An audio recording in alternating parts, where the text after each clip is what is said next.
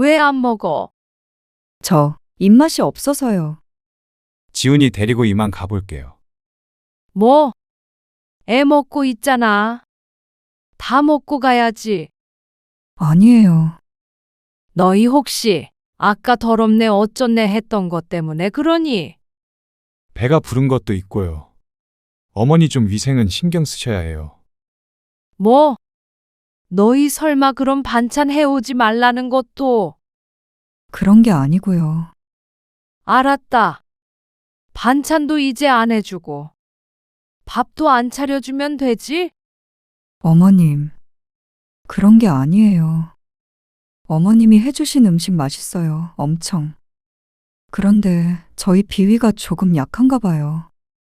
좀만 더 신경을 써주시면 어떨까 해서 말씀드렸던 거고요. 이러니 저러니 해도 결국 내가 해준 음식은 더러우니까 비위상해서 못 먹겠다는 거잖아? 오늘 이야기 속 주인공은 68세 서순애 씨입니다. 그리고 그녀의 아들과 며느리에 관한 이야기이죠. 서 씨는 젊어서부터 음식 솜씨가 무척 좋았습니다. 20대 때부터 오랫동안 식당에서 일을 하다가 40 중반에는 식당을 차려서 운영하기도 했습니다. 지금은 집에서 쉬고 있지만 주변 사람들도 김장 때만 되면 서 씨에게 돈을 주고 김치를 사 먹기도 했습니다. 그런데 그렇게 솜씨 좋은 서 씨가 한 음식을 며느리는 손도 대지 않았습니다. 비위생적이라는 이유를 들어서 말이죠. 어처구니가 없었습니다. 깔끔하기로는 둘째가라면 서러운 사람이 서 씨 본인이라고 생각했습니다. 그런데 그런 서 씨가 주는 음식은 손주도 못 먹게 막아버리는 며느리. 가족들 앞에서 공개적으로 망신을 준 며느리를 서 씨는 도저히 용서할 수가 없었습니다. 그동안 며느리가 서운하게 하더라도 젊은 사람들이 다 그런 거다 하고 이해하며 살기 위해 노력했습니다. 하지만 그런 서 씨의 노력은 다 소용이 없는 것이라는 걸 너무 뒤늦게 깨달았습니다. 서 씨는 며느리와 아들과는 다시는 보지 않기로 결심했습니다. 서 씨는 아들이 하나 있었습니다. 아들은 결혼해서 아이도 하나 낳았습니다.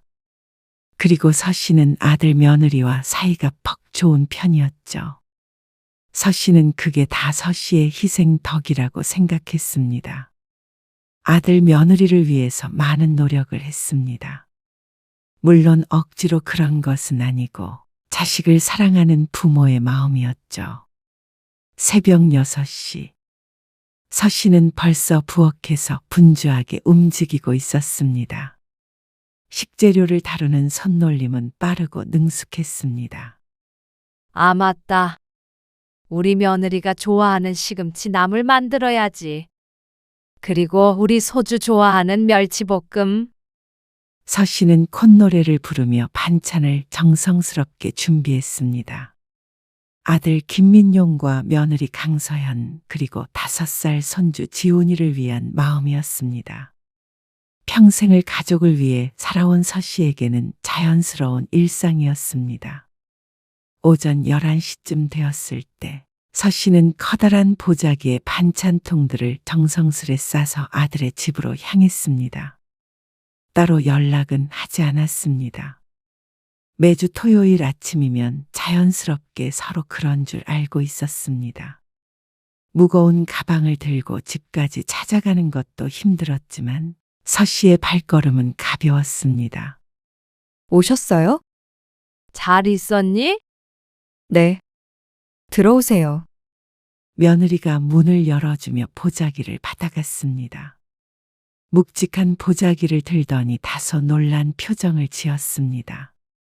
어머님, 뭘 이렇게 많이 가져오셨어요? 옅은 미소를 띠며 말하는 며느리에게 서 씨가 대꾸했습니다. 내가 다음 주에는 못 오거든. 그래서 넉넉하게 준비했지. 아, 무슨 일 있으세요? 시골에서 손님이 와서 말이야. 아, 그래요? 그러자 며느리의 얼굴이 다소 밝아졌다고 느낀다면 착각인가 싶었습니다. 서 씨는 자연스럽게 며느리의 부엌으로 들어갔습니다. 점심 아직 안 먹었지? 네, 아직이요. 잘 됐다. 내가 해온 반찬에다가 밥 먹으면 되겠네. 그런데 그 소리를 들은 며느리가 어색한 미소를 지으며 말했습니다. 아, 그거는 지훈이 아빠 오면 같이 먹는 게 좋지 않을까요? 지훈이 아빠는 어디 갔는데? 잠깐 일이 있어서 나갔어요. 저녁 때 돼야 돌아와요. 그러면서 냉장고에 있는 반찬을 몇 가지 꺼냈습니다. 저희 먹을 거는 제가 요리해서 대접할게요. 번거롭게 뭐 하러 그래? 그냥 이거에다가 먹지. 에이, 어머님이 저희 위해서 음식 해주셨는데, 저도 뭐라도 해드려야 마음이 편하죠. 그 말을 들은 서 씨의 얼굴에 웃음이 피었습니다. 며느리 하나는 잘 본 것 같다는 생각이 들었습니다. 이렇게 살갑고 시부모에게 잘하는 며느리가 요즘에 흔한가 싶었죠. 며느리는 그렇게 말하고 서 씨가 가져온 보자기를 통째로 냉장고 한켠에 소중히 넣었습니다. 그 모습을 서 씨가 뿌듯하게 지켜보았습니다. 서연아, 그 안에 시금치도 있고 멸치볶음도 들었어. 지훈이 꼭 챙겨 먹여. 서 씨는 며느리가 요리하는 것을 구경하며 말을 걸었습니다. 아이고, 얘 좀 봐. 물 아까운 줄 모르고. 네? 그런데 며느리가 요리하는 걸 보니 젊은 사람이라 그런가 요령이 없어 보였습니다. 이런 거는 그냥 행주로 한번 싹 닦은 다음에 다음 요리하면 돼. 뭐하러 수세미에 거품 내서 일일이 닦고 있어? 어차피 음식했던 후라이팬인데. 서 씨가 싱크대에 걸쳐 있던 행주로 후라이팬에 묻은 기름을 싹 닦아주며 말했습니다. 그러자 며느리가 옆에서 숨을 들이키는 소리가 났습니다. 행주로요? 그래야 깨끗하지. 어쩐지 며느리의 표정이 좋지 않았습니다. 서 씨가 다시 식탁 앞에 앉았는데 웬걸 서 씨가 닦아준 후라이팬을 며느리가 다시 수세미로 닦고 있었습니다. 그렇게 하지 말라는데도. 아, 저는 이게 좋아서요. 어색한 표정을 짓는 며느리를 보며 서 씨가 혀를 찼습니다. 하지만 더는 말을 보태지 않았습니다. 젊은 사람들이 다 그런 것이라고 이해하려고 했습니다. 서 씨가 젊었을 적엔 상상도 할 수 없었던 일인데 말이죠. 그렇게 서 씨는 며느리의 집에서 점심 식사를 하고 집으로 돌아왔습니다. 그러고 나서 밤이 되어 잠에 들기 전에 아들에게 전화를 걸어보았습니다. 반찬은 잘 먹었어? 네? 아, 어머니가 주신 반찬이요. 아, 네. 그래. 맛있게 먹고 2주 있다가 또 해다 줄게. 아, 근데 어머니 힘드니까 안 그러셔도 돼요. 아이고, 됐어. 지훈이 엄마도 일하느라 얼마나 힘들겠어? 내가 이런 거라도 도와줘야지. 아니에요. 저도 많이 도와주고 있고요. 저희 반찬은 저희가 알아서 할게요. 됐다니까 그러네. 부담 갖지 말어. 서연이도 좋아해. 서 씨의 고집의 아들은 아무 말 하지 않았습니다. 그리고 열흘 뒤가 손자의 생일이었습니다. 서 씨는 새벽같이 일어나 직접 떡을 만들기 시작했습니다. 손주 생일을 위해 며칠 전부터 마음먹고 있던 일이었습니다. 그리고 그날 오후 서 씨는 커다란 찜통에 담긴 떡을 들고 아들 집으로 향했습니다. 지훈아, 할머니가 떡 만들어 왔어. 떡. 손자 지우는 반색했지만 서 씨가 떡을 꺼내자 며느리의 안색이 변했습니다. 어머님, 감사해요. 수고하셨네요. 근데 케이크가 있어서요. 이거는 제가 따로 뒀다가 나중에 지훈이 챙겨줄게요. 아, 지금 먹지 그래? 빨리 먹어야 맛있지. 아, 케이크요. 어머님, 케이크부터요. 갑자기 고집을 부리는 며느리 때문에 서 씨는 의아한 마음에 며느리를 빤히 쳐다보았습니다. 며느리는 그런 서 씨의 눈초리를 모른 척하고 케이크를 잘랐습니다. 한 조각씩 케이크를 나눠 먹다 보니 손자는 배가 부른 모양이었습니다. 떡도 하나 먹어봐. 지훈아. 나 배불러. 아이고, 거봐라. 떡부터 먹어보라니까. 왜 고집을 부려서는. 제가 나중에 먹일게요. 그러면 너라도 먹어. 그러자 며느리가 고개를 저었습니다. 저도 너무 배가 불러서요. 그리고 아들조차 떡에는 손도 대지 않는 모습에 서 씨는 너무 서운했습니다. 새벽부터 정성을 다했던 것을 몰라주는 아들 내외 때문에 서러웠죠. 그러고 보니 이상했습니다. 요즘 들어서 서 씨가 해다주는 반찬이나 음식을 그 눈앞에서 먹는 걸 본 적이 없었습니다. 지난번에는 이상하다고 생각하지 못했는데 자신과 눈을 못 마주치는 며느리를 보니 일부러 그러나 싶었죠. 기분이 상한 서 씨가 인상을 쓰며 며느리에게 물었습니다. 내가 한 게 맛이 없어? 아니요. 당연히 맛있죠. 며느리의 답은 거짓이 아닐 것이었습니다. 이전에도 서 씨가 해준 음식을 정말 좋아해서 맛있게 먹었던 며느리를 서 씨가 가장 잘 알고 있었습니다. 그런데 어느 순간부턴가 조금 달라진 것처럼 느껴졌습니다. 그런 거 아니에요. 그냥 지훈이가 아무래도 애니까 떡보다는 케이크를 좋아해서 그런 거예요. 그러니까 기분 풀라며 웃는 며느리의 얼굴을 보니 더는 뭐라고 할 수가 없었습니다. 그런데 저녁을 먹고 주방을 둘러보던 서 씨가 이상한 것을 발견했습니다. 주방 정리를 하던 며느리가 음식물 쓰레기통을 열어둔 모양이었는데 그 안에 있는 내용물이 문제였습니다. 너 내가 해준 반찬 버렸니? 마침 며느리가 다가오길래 묻자 며느리가 화들짝 놀랐습니다. 아, 요 며칠 밥을 못 해 먹어서요. 그런다고 이 아까운 것들을 버려? 죄송해요. 서 씨의 얼굴이 무섭게 굳어지자 며느리가 고개를 숙였습니다. 그러니까 막 부엌에 들어오던 아들이 대신 변명을 했습니다. 내가 요즘 계속 외식하자고 그래서 그래요. 그래서 오래 두니까 쉬어서요.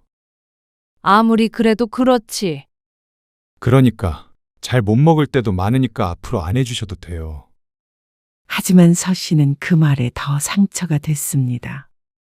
자신의 도움이 필요 없다는 식으로 들렸습니다. 어쩌면 내가 나이가 들어서 간을 잘 못 맞추나 싶기도 했습니다. 노인들에게 의뢰 있는 일이었기에 가능성이 없지 않았습니다. 서 씨는 믿고 싶지 않았습니다. 그날은 그렇게 어영부영 넘어갔습니다. 앞으로는 무슨 낙으로 사나 싶었습니다.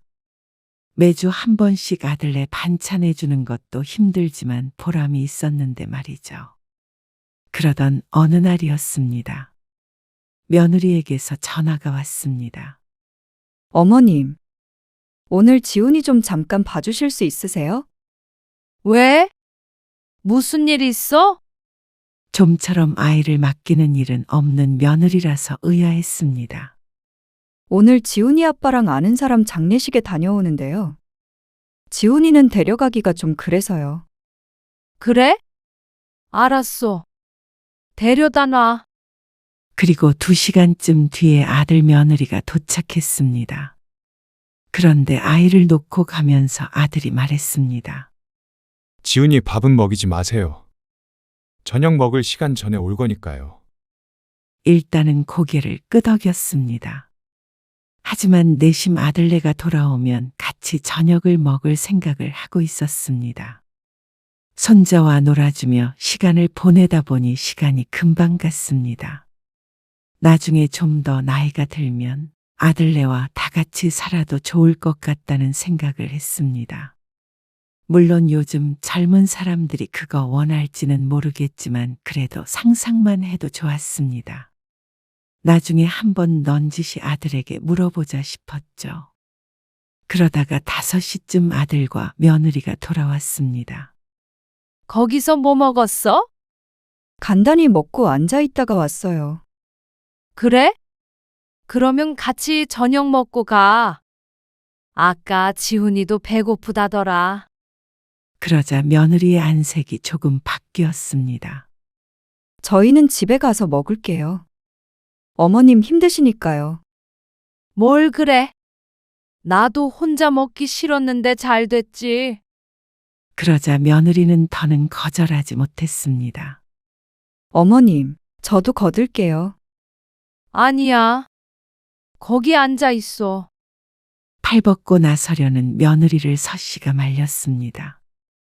부엌에서 한창 분주하게 요리를 하고 있는데 냉장고 문 여는 소리가 들렸습니다. 이게 뭐야? 그리고 뒤이어 아들의 목소리도 들렸죠. 서씨가 뒤돌아보자 새파래진 얼굴의 아들이 보였습니다. 냉장고에 이게 뭐예요? 뭐가? 냄새가 심해요. 이거 상한 거 같은데. 그러면서 뚜껑이 열려 있는 반찬통을 꺼냈습니다. 그걸 왜 꺼내? 내가 나중에 치우려고 했는데 반찬을 뚜껑도 안 닫아 두셨어요? 일일이 열었다 닫았다 하기 힘들잖아. 그냥 냅둬. 남자가 왜 부엌에 들어와서 난리야? 아니, 곰팡이도 심하고. 정말 주방이 왜 이렇게 더러워요? 어머니, 아들이 괴로운 듯한 목소리로 쥐어짜듯 말했습니다. 뭐가 더럽다는 거야? 서씨는 대수롭지 않게 대꾸하며 음식을 계속했습니다. 그런데 이번에는 며느리가 딴지를 걸었습니다. 어머님, 지금 그 손으로 김치 자르셔요. 응? 무슨 손? 방금 행주 만지셨잖아요. 행주가 왜? 행주가 새카매요.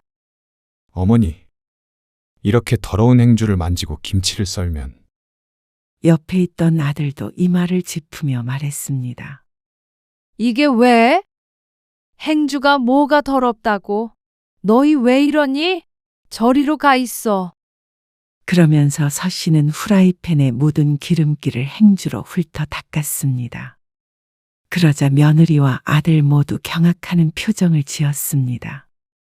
어머니, 이래서 저희가 이래서 뭐? 아니에요. 서씨는 아들 며느리가 하는 말에 개의치 않았습니다. 아이고, 너희는 참 이상하다. 이게 더러우면 일상생활은 어떻게 하냐? 서씨는 손가락을 쪽빨며 말했습니다. 그리고 그 손으로 김치를 좀 더 꺼내서 썰었습니다. 며느리의 표정이 더 구겨졌습니다. 서씨는 그 손을 행주에 문질러 닦았습니다. 서씨의 싱크대는 무척 혼란스러웠습니다. 음식을 하던 그릇들이 대충 쌓여 있었고 그 옆에 가지런히 엎어져 있는 안 쓴 그릇들도 사정은 크게 다르지 않았습니다. 물때와 기름때가 끼어 있는 그릇들이었습니다. 서씨는 여기서 사용하던 숟가락이나 국자를 이 음식 저 음식 구분하지 않고 사용했습니다. 그 숟가락은 서씨의 입에 들어갔다 나오기도 했고 물기 가득한 싱크대 위에 놓여지기도 했습니다.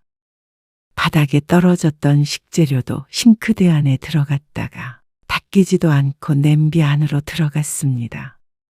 바닥이나 싱크대에도 음식 찌꺼기가 여기저기 떨어져 있었습니다.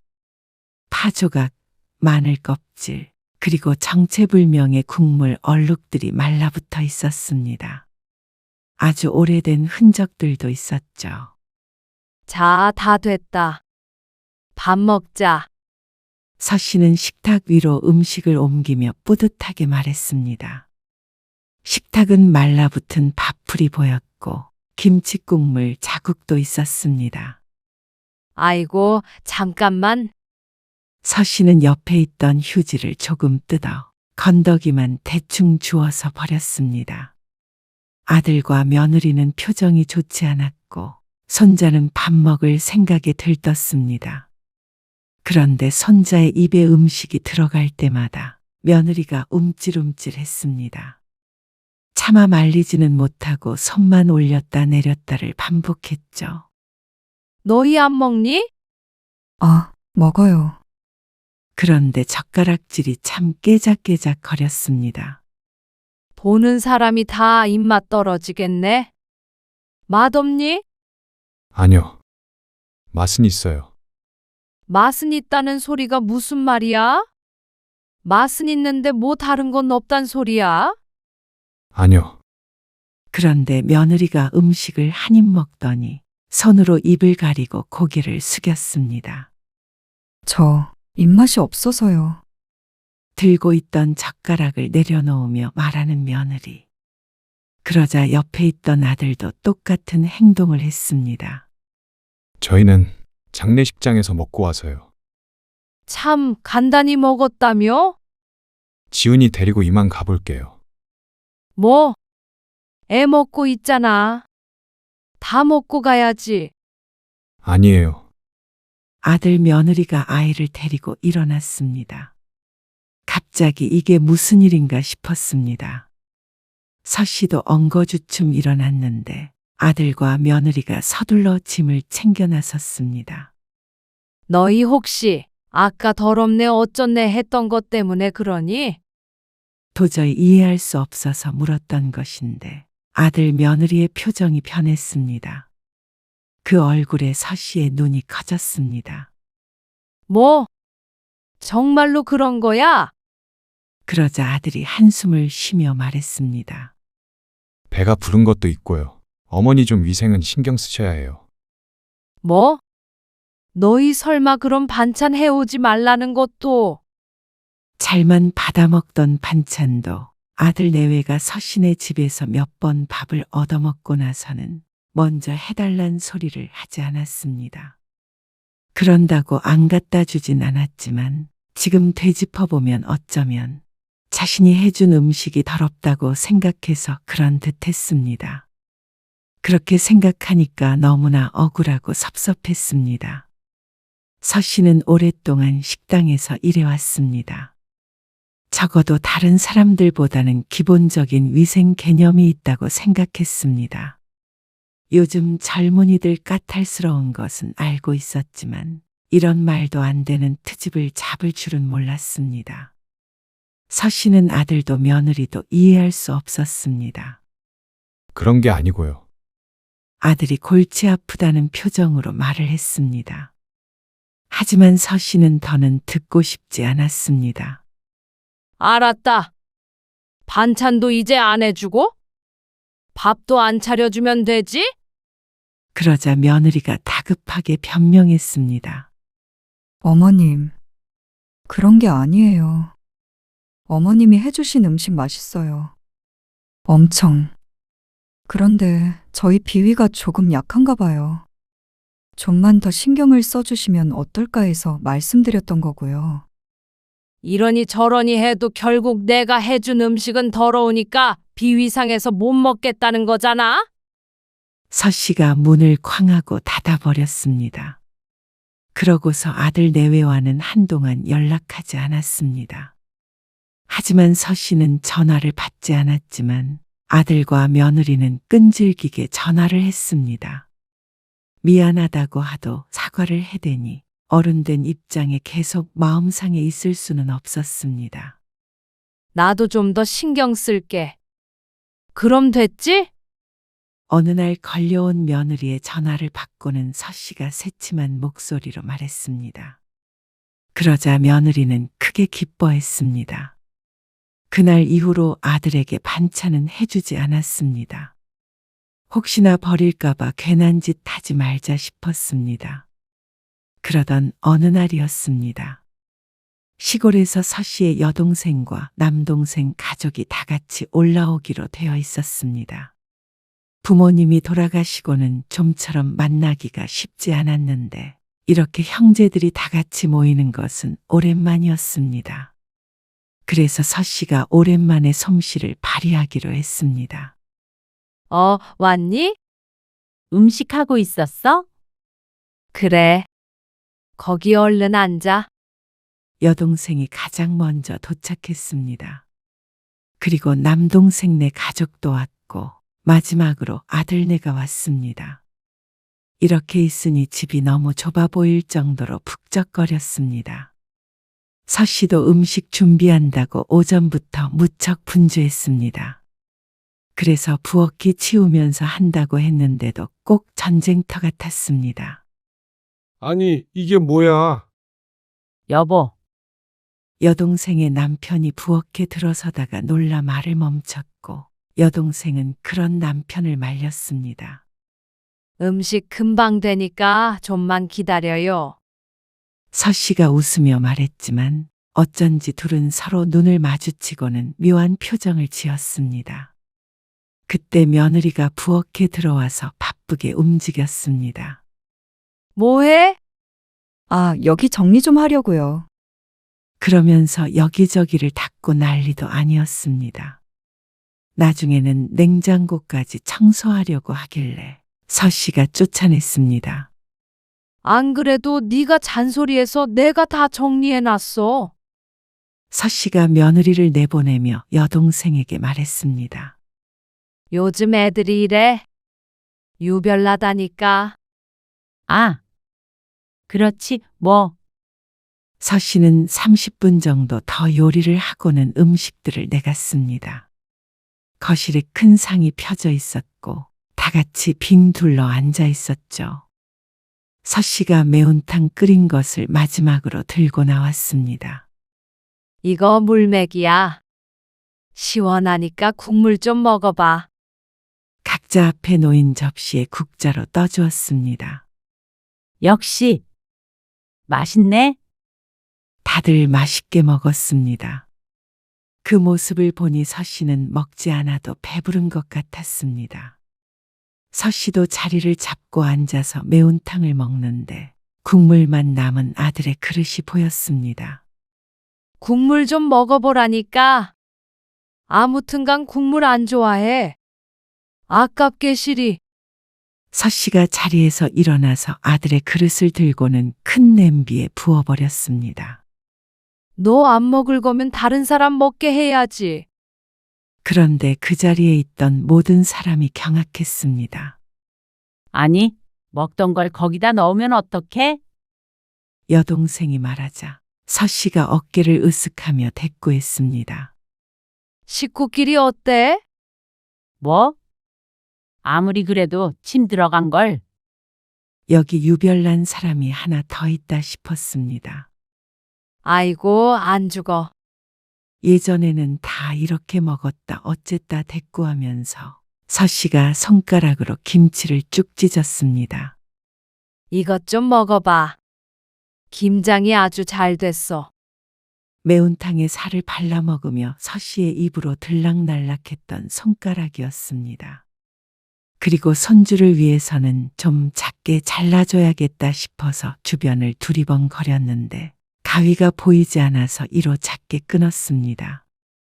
그러고는 밥 위에 얹어주었는데 며느리가 말했습니다. 어머님, 하지 마세요. 뭘? 비위생적이라고 말씀드렸잖아요. 며느리는 아주 작게 중얼거렸습니다. 서씨의 귀에만 들릴 정도로 말이죠. 뭐라고? 비위생적이요. 자꾸 요리도 그렇고 손가락 빨고. 비위생적이라고? 이게 뭐가 어때서? 서씨는 괜히 다른 사람들의 시선이 신경 쓰였습니다. 다 같이 모인 자리에서 며느리가 왜 갑자기 일어나 싶었습니다. 이렇게 망신을 주려고 일부러 사과를 했나 싶을 정도였습니다. 그래? 언니, 좀 그래? 아까 부엌도 그렇고 손도 잘 안 씻던데. 뭐라고? 며느리의 영향인지 옆에 있던 여동생도 한 소리 했습니다. 음식하는 게 좀 지저분해서 나도 좀 그랬는데. 이건 아니지. 언니 아들 먹던 걸 여기에다 넣으면 누가 먹어? 그 소리에 서 씨는 여동생이 아니라 며느리가 원망스러웠습니다. 괜한 얘기를 꺼내서 더러운 사람을 만들어버리나 싶었습니다. 그러니까 여동생도 괜히 음식이 비위생적이라고 생각할 수밖에요. 너 지난번부터 너무한 거 아니니? 아무리 그렇다고 이 자리에서 그래야 해? 어머니, 서연이는 어머니한테만 들리게 말씀드렸잖아요. 그런다고 얘가 한 말이 없어져? 언니 왜 이래? 서 씨는 서러움을 참을 수가 없었습니다. 어떻게 아들조차 이 자리에서 며느리의 역성을 드는지 몰랐습니다. 평생 정성으로 키운 아들이 어느새 남의 편이 되어버린 듯한 기분이었습니다. 너 정말 못됐다. 그렇게 깔끔 떠는 너는 얼마나 잘하길래 그래? 어머니, 내가 뭘 잘못했다고 그래? 됐어. 내 음식이 그렇게 더럽다면 앞으로 아무도 먹지 말어. 서 씨는 냄비째로 들고 부엌으로 들어와 버렸습니다. 거실에서는 웅성거리는 소리가 한참 들렸습니다. 언니, 왜 그래? 며느리한테? 이만 나와. 우리는 이제 갈 테니까. 거실로 나와 보니 다들 짐을 싸고 일어났습니다. 서 씨는 아무 말 없이 동생 가족들이 떠나는 모습을 봤습니다. 이 모든 게 며느리의 탓인 것 같았습니다. 모처럼 만난 가족인데 괜히 분위기를 흐려서 이렇게 헤어지게 만드나 싶었죠. 다들 떠나고 아들 며느리도 조용히 서 있기만 했습니다. 너같이 못된 며느리는 내가 살다 처음 본다. 내 음식이 더러운 것 같으면 너만 안 먹으면 될 거 아니야. 그게 아니고요. 거봐. 말 대답도 꼬박꼬박. 아까 괜히 들어와서 냉장고 정리 안 해 만에 한 것도 괜히 그런 거잖아. 뭐 시위라도 한 거야? 그게 아니에요. 너도 똑같아. 해주면 그냥 받아 먹을 것이지. 손 씻어라, 행주 갈아라, 도마 씻어라. 내가 너희 종이야? 그건 기본적인 거잖아요. 나는 기본도 없다는 거야. 너희가 예민한 거야. 어디 가서 물어봐. 다시는 안 보고 싶으니까 나가. 그러자 아들이 한숨을 쉬었습니다. 서 씨는 그 한숨 소리조차 거슬렸습니다. 다시는 너희 애 봐주나 봐라. 다시는 밥 해주나 봐라. 명절에도 오지 말어.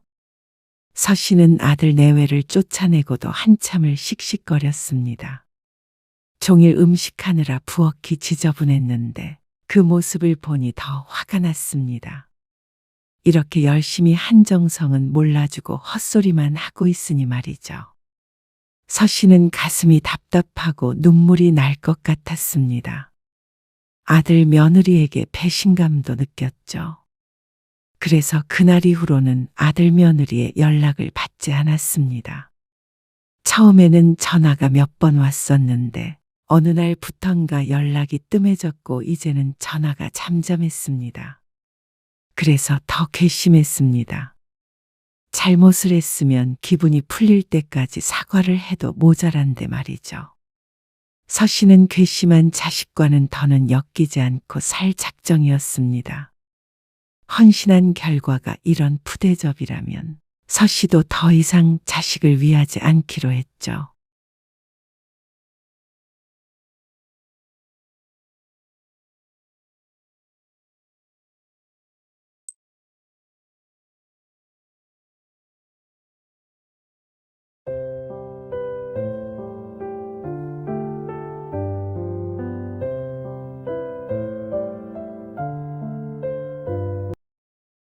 아이고, 우리 손녀딸 얼굴 좀 보자. 누구 닮아서 이렇게 이뻐? 아빠, 씻고 와. 어? 손 씻었어? 아니, 샤워하고 오라고. 일하고 왔으니까 땀도 났을 거 아니야. 기름 냄새도 좀 나고. 아, 그래? 그렇지. 얼른 씻고 올게. 오늘 이야기 속 주인공은 66세 이정화 씨입니다. 그리고 그녀의 딸에 관한 이야기이죠. 이 씨는 변한 딸을 보니 속이 쓰리다 못해 썩어 문드러지는 것 같았습니다. 내 딸이 설마 부모에게 이럴 줄은 몰랐습니다. 애교 넘쳤던 막내딸은 이제 없었습니다. 땀 냄새가 난다며 아빠가 아이를 안는 것조차 탐탁지 않게 여기는 딸. 평생 자식들을 위해 땀 흘린 아빠에게 냄새 난다는 말을 하며 멀리하는 걸 보니 기가 막혔습니다. 며느리가 그러는 것도 아니고 내 친딸이 그런 말을 하니 상처는 더 컸습니다. 그렇게 변한 이유를 따져보자면 돈인 듯 했습니다. 돈 있는 시부모는 떠받들고 돈 없는 친정부모는 업신여기는 딸이 과연 내 딸이 맞나 싶었습니다. 아이 한 번 안아볼라 치면 샤워까지 해야 하는 현실이 서글펐습니다. 딸이 자신들을 어떻게 생각하고 있는지 알 것 같았습니다. 그래서 이 씨도 생각했습니다. 이제는 내 품에 있는 자식이 아니라 남보다 못한 사이가 되었다는 사실을 말이죠. 이 씨는 아들 하나, 딸 하나가 있었습니다. 이 씨 부부는 여유롭지 않은 형편에 아이 둘을 잘 키워보기 위해 무던히 노력했습니다. 이 씨는 오랫동안 식당 일을 했고 남편은 건설 일을 하다가 10년 전에 아주 작은 철물점을 차렸습니다. 아들, 딸 모두 이 씨 부부의 바람대로 공부도 잘했고 잘 커주었습니다. 이름 있는 대학을 졸업해서 직장에도 금방 들어갔죠. 그래도 어려운 와중에 자식들 농사는 참 잘 지었다며 스스로를 칭찬할 때쯤에 아들이 결혼을 했습니다. 남들처럼 집 한 채씩 떡하니 해줬으면 좋았겠지만 형편이 이래서 미안하다. 아들이 결혼 날짜를 잡은 날 남편이 한 말이었습니다. 아들, 딸 결혼시키려면 돈이 드는 걸 알기에 적금도 들고 했지만 충분치 않았죠. 하지만 고맙게도 아들은 고개를 저었습니다. 내밀었던 통장도 도로 이 씨 부부 앞으로 밀며 말했습니다. 저희 결혼은 알아서 할 거예요. 양가 부모님 도움 안 받고요. 그게 돼? 집은 어떻게 하고? 신혼부부 전세자금 대출도 제도가 잘 돼 있고요. 집 마련하는 건 앞으로 천천히 계획할 거예요. 저희 둘 못 벌지 않으니까 금방 자리 잡겠죠. 그때까지는 아이는 가질 생각 없으니까 그것만 좀 이해해 주세요. 그건 너희가 원하는 대로 하는 거지. 우리 눈치 보지 말어. 네. 결혼 준비도도 알아서 할 테니까 참석만 해주시면 돼요.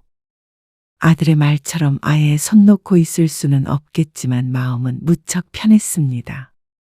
이 씨는 며느리에게 순금 세트를 사주었습니다. 그 외의 선물은 며느리 쪽에서 거절을 하니 줄 수 없었습니다.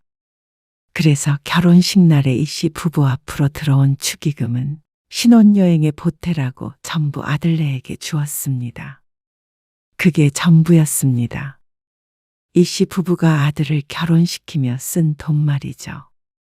그래서 딸이 결혼할 때는 그렇게 갈등이 있을 줄은 몰랐습니다. 여기, 너 결혼에 보태려고 모아둔 돈이야.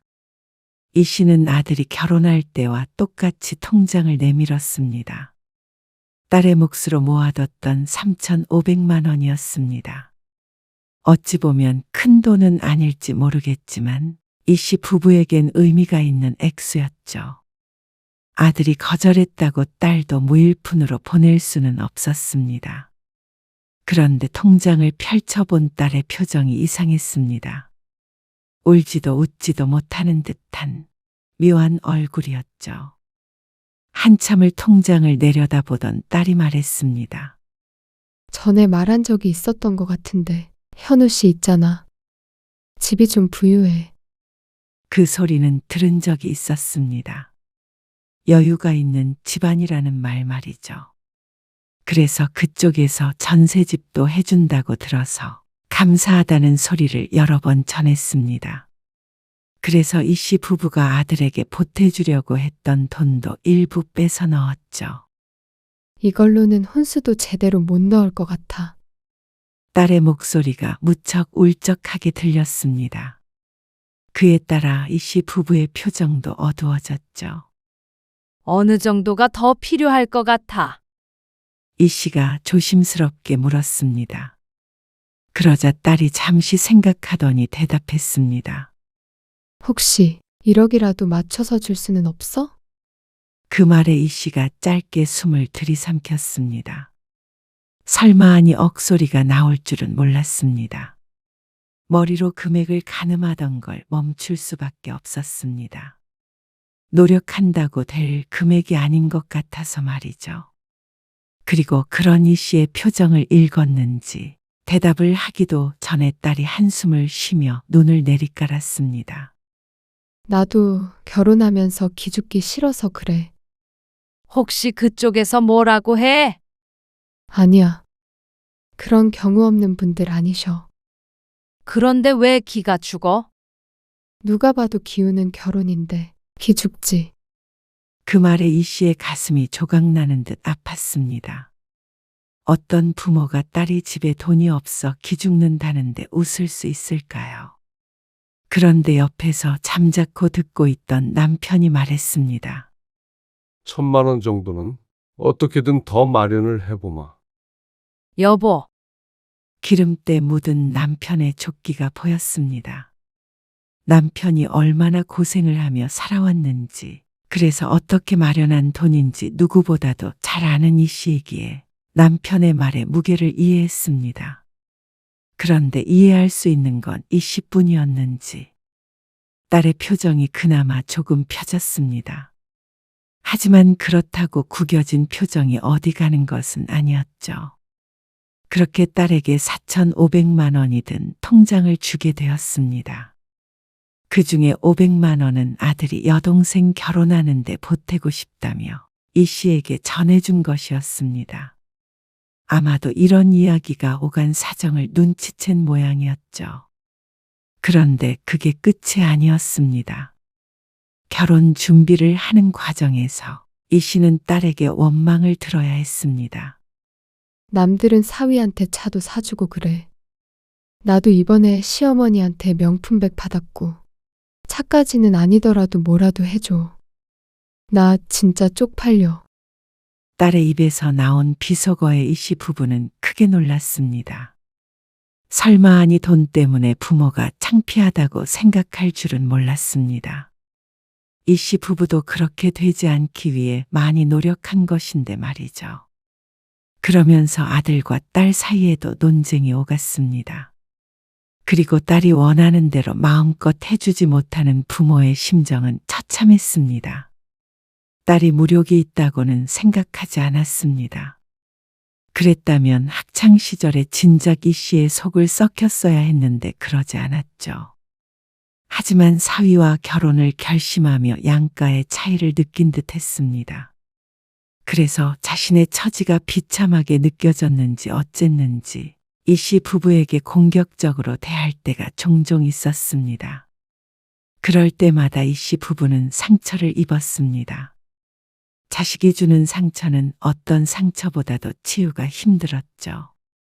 하지만 그런 딸의 속은 오죽할까 싶었습니다. 부모를 원망해야 하는 딸의 심정을 먼저 이해하려고 노력했습니다. 하지만 결혼을 하고 난 뒤 딸은 조금 변한 것 같았습니다. 전에는 느껴지지 않았던 거리감이 확연했습니다. 이번 주말에 잠깐 들릴 수 있어? 너희 주려고 김치 따로 담아놨는데 안 본 지도 오래됐고 아버지도 한번 보고 싶다고 그러시네. 밥 한 끼만 먹고 가. 딸이 결혼한 지 2달이 지났는데 얼굴을 한 번도 보질 못했습니다.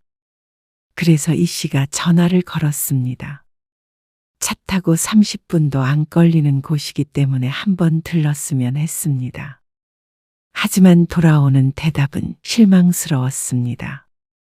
어쩌지? 주말에 시부모님 모시고 어디 좀 가기로 해서? 아, 이번 주에도? 요즘에 시아버지가 한가해지셔서 가족 여행 가. 그래, 알았어. 어쩔 수 없지. 너희 시간 될 때 한번 들러. 알았어. 이만 끊을게. 이번 주에도 가느냐 물어본 이유가 있었습니다. 사실 지난주에도 그렇고 지난달에도 그렇고 비슷한 통화를 한 적이 있었기 때문이었습니다. 딸 얼굴 한번 보고 싶어 물어보면 돌아오는 대답은 늘 같았습니다.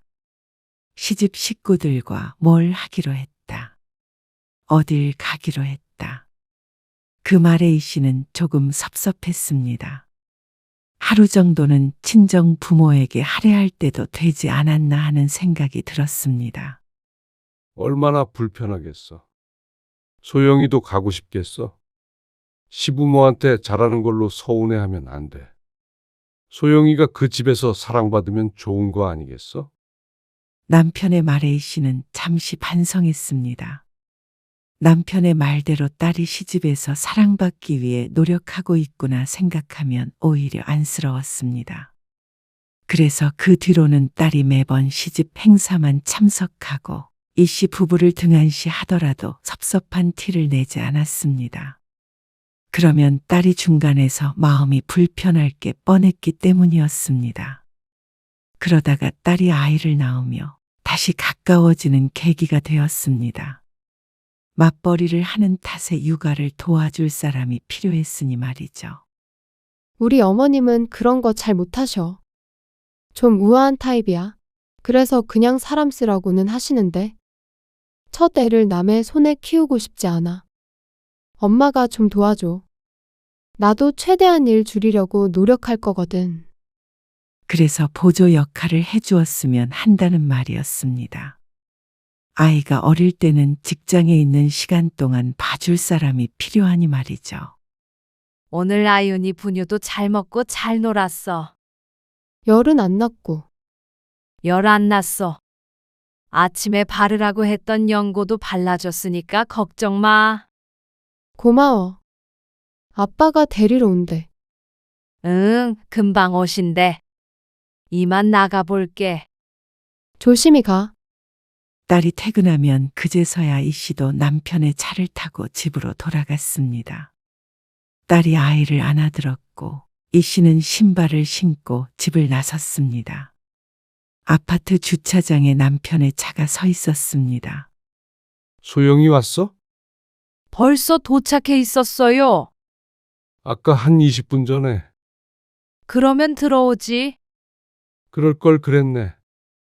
애기 얼굴도 한번 보고 말이야.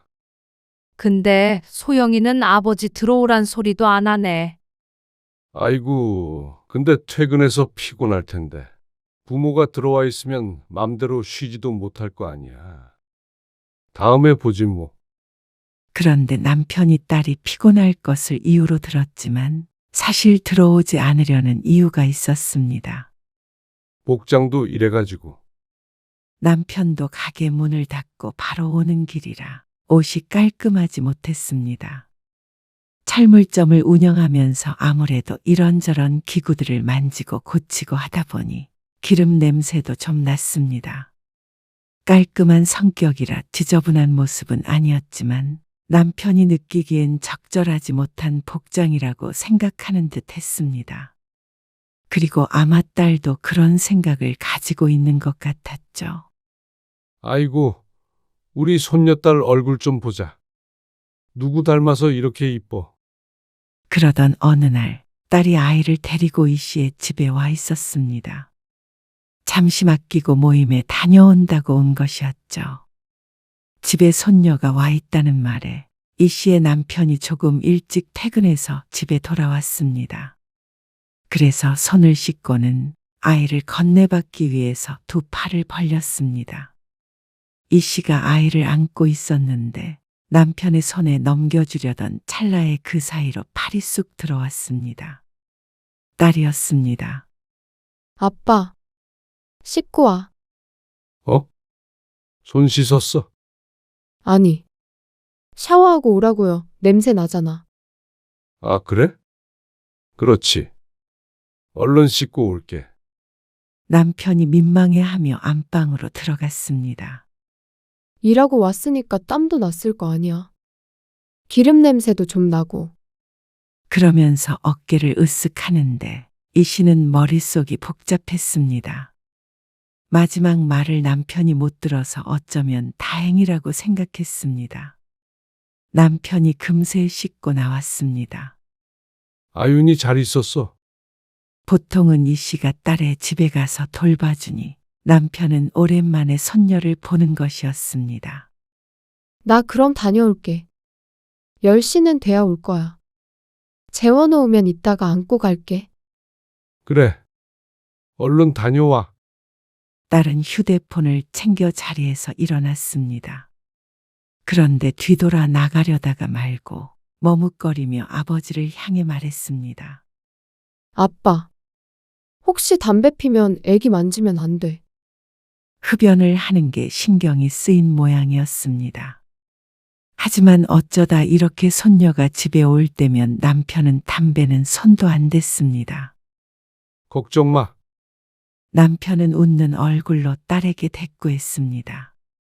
서운한 건 이 씨뿐인 듯 했습니다. 그런데 딸이 밤늦게 아이를 데리러 돌아왔을 때 더 섭섭한 마음이 들었습니다. 아윤이 자? 조심히 안고 가. 아기띠 하면 돼. 아이를 조심히 안아들더니 등 뒤로 벨트를 찼습니다. 그런데 이상한 행동을 했습니다. 아이의 머리카락에 코를 박고 킁킁대는 딸. 왜? 무슨 냄새나?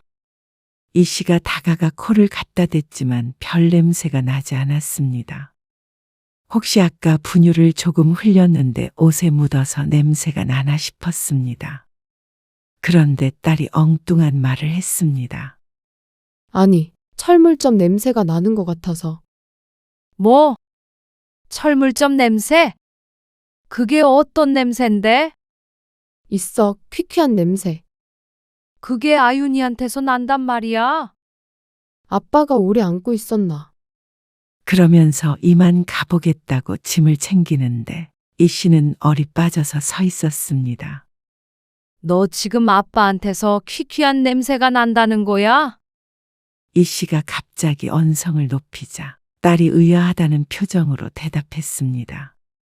땀 냄새 같은 거 있잖아. 쇠 냄새인가. 아빠한테서 늘 나는 냄새. 아빠 아까 샤워하는 거 봤잖아.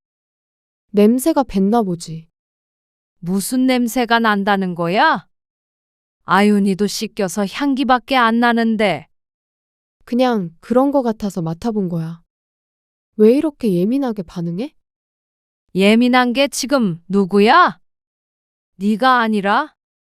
누가 할 소리를 하는지 몰랐습니다. 이 씨가 날카롭게 반응하는 게 이상하다는 딸이 인상을 찌푸렸습니다. 나 냄새나 위생에 예민한 거 알잖아. 그건 누구보다도 이 씨가 잘 알고 있긴 했습니다. 이 씨가 애를 볼 때도 꼭 눈앞에서 몇 번이나 손 소독을 해야 했으니 말이죠. 그런데 딸의 반응이 지나쳤습니다. 그리고 부모에 대한 예의도 배려도 없었습니다. 그런데 반대로 부모가 예민하다는 딸. 너 아빠한테 그러면 안 되는 거야. 내가 뭘? 그런 말 하지 마. 그게 무슨 예의니? 그런데 시간이 가면 갈수록 정도가 심해졌습니다. 그날의 일은 별것도 아니었습니다. 여보. 우리 아빠랑 자리 좀 바꿔서 앉아. 아윤이 옆에 앉으려고 하는데 아, 아윤이 아빠가 이유식 먹여줘야 해서 그래? 내가 먹여줄게. 이거 먹이면 돼. 명절에 딸과 사위가 방문했습니다. 아들네도 한 차례 왔다 간 뒤였는데 늦지막한 시간에 도착한 딸과 함께 저녁 식사를 하고 있었습니다. 남편이 아기 의자에 앉은 손자 옆에 붙어 앉아 있었는데 딸이 그 모습을 보더니 자리를 바꾸길 원했습니다. 남편이 앞에 있던 숟가락을 들고 이유식을 떠서 아이한테 먹이려 하자 딸이 다소 날카로운 목소리로 말했습니다. 먹던 걸로 먹이는 거 아니지? 아니야. 안 쓴 거야. 애기 숟가락으로 먹여야 되니까. 그냥 김서방이랑 자리 바꿔 앉는 게 좋을 것 같아.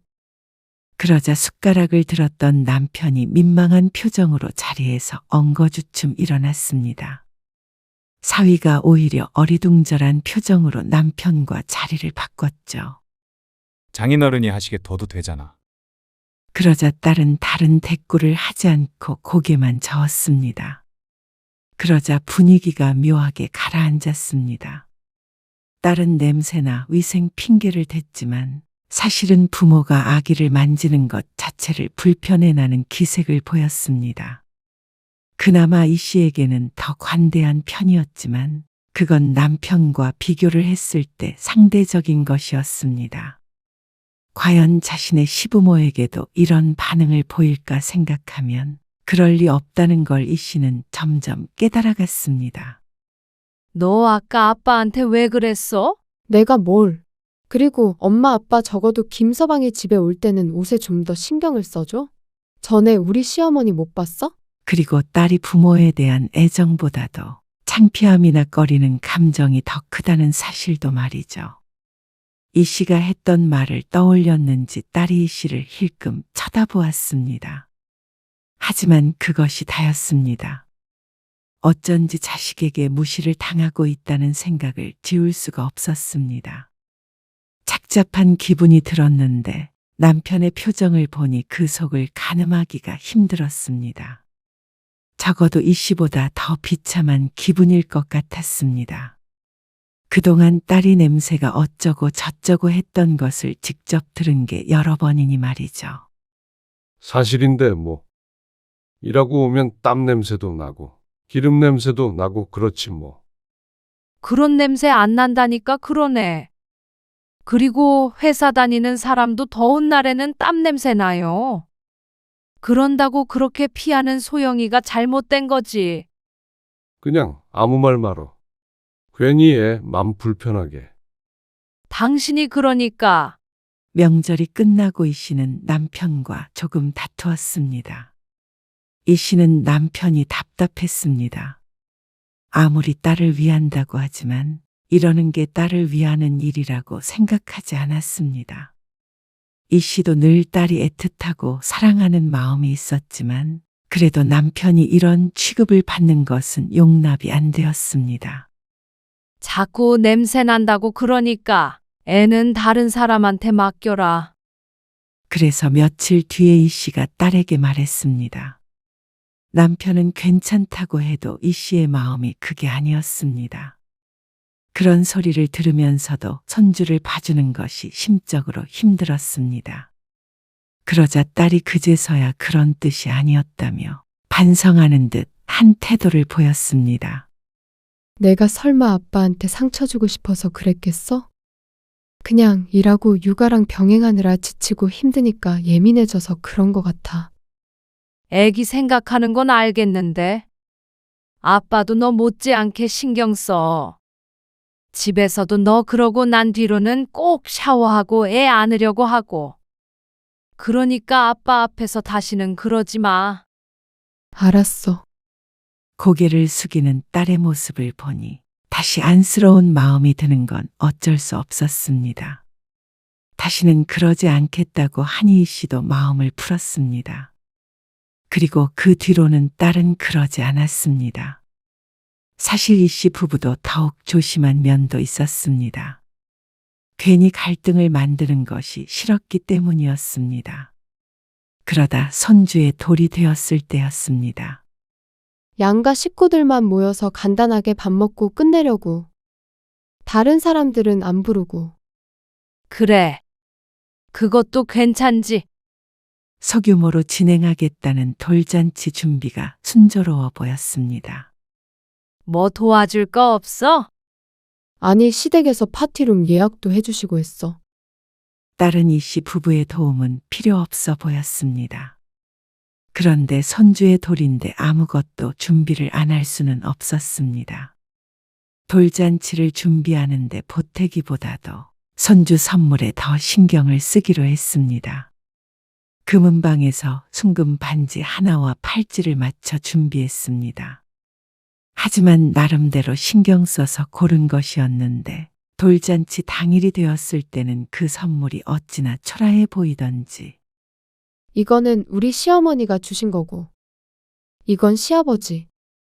그리고 이건 시집 식구들이 준 선물이라며 딸이 테이블 앞에 서서 한참을 자랑했습니다.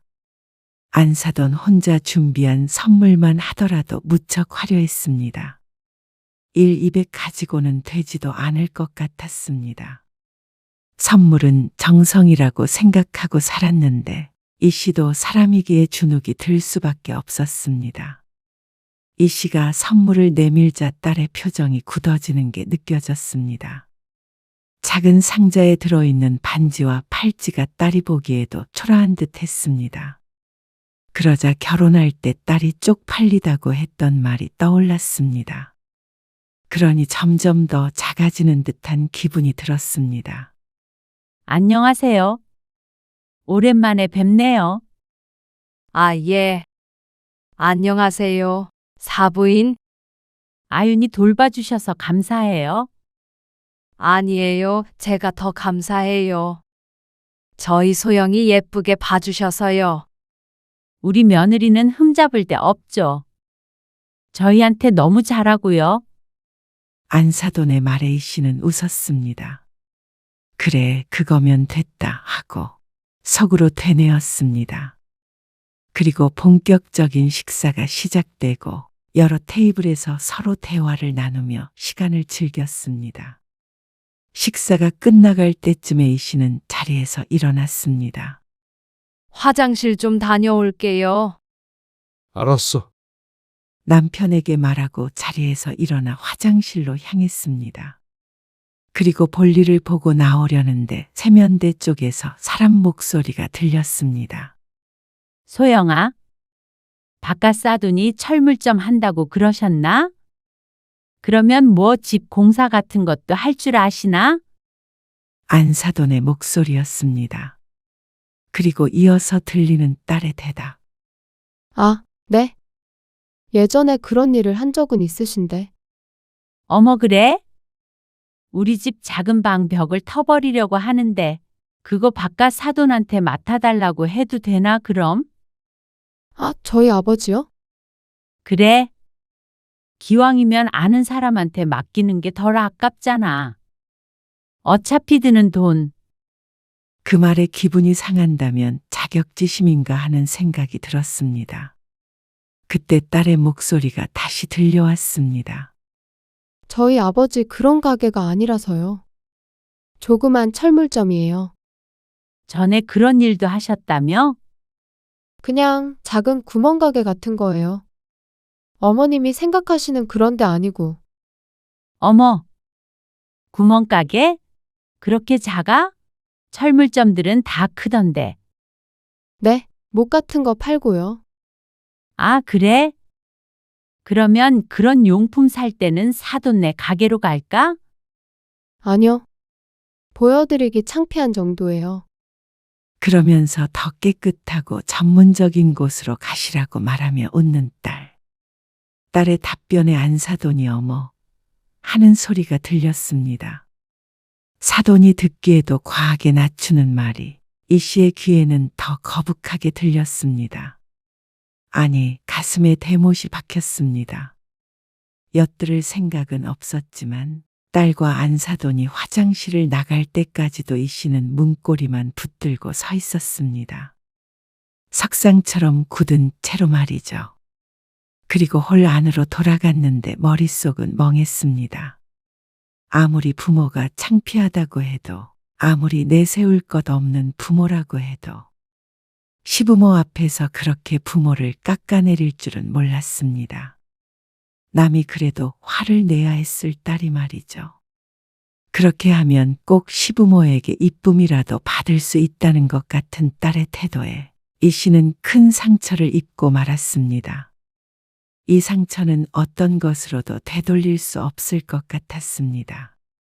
남편은 아무것도 모르고 좋다고 손주의 재롱을 보고 있었습니다.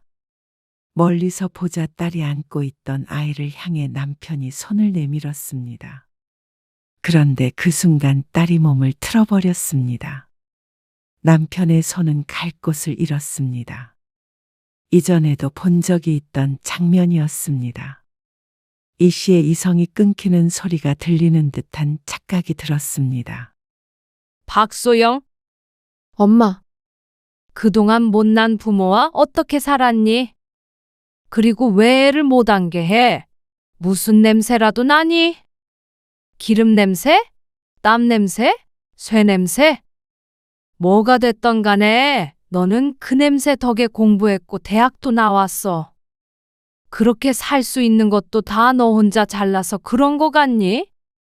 갑자기 그게 무슨 말이야, 엄마. 딸이 주변 눈치를 보면서 말했습니다. 그렇게 우리가 창피하면 너도 그 집 딸 시켜달라고 해. 엄마, 왜 이래? 널 잘못 키운 내 탓이지. 부모가 쪽팔리고 냄새도 난다는 딸은 나도 필요 없어. 그제서야 딸이 입을 다물었습니다. 김서방, 네, 장모님. 내가 소영이 결혼할 때 4,500만 원을 줬거든. 사실 더 주고 싶었는데 형편이 안 됐어. 근데 앞으로 우리도 자식 하나는 없는 채로 노후를 살아가야 하니까 그 돈 돌려받아야겠는데. 김서방은 줄 능력이 있지? 엄마? 돌반지도 팔찌도 있으나 마나 한 것 같으니까 도로 가져가마. 왜 이렇게 날 창피하게 해? 글쎄, 이런 부모라 미안하다. 하지만 이것만은 알아도 부모를 업신여기는 딸은 우리도 부끄러워. 앞으로는 보지 말고 살자. 이제는 손주고 뭐고 봐줄 생각도 없었습니다. 남편은 어쩐지 말이 없었습니다.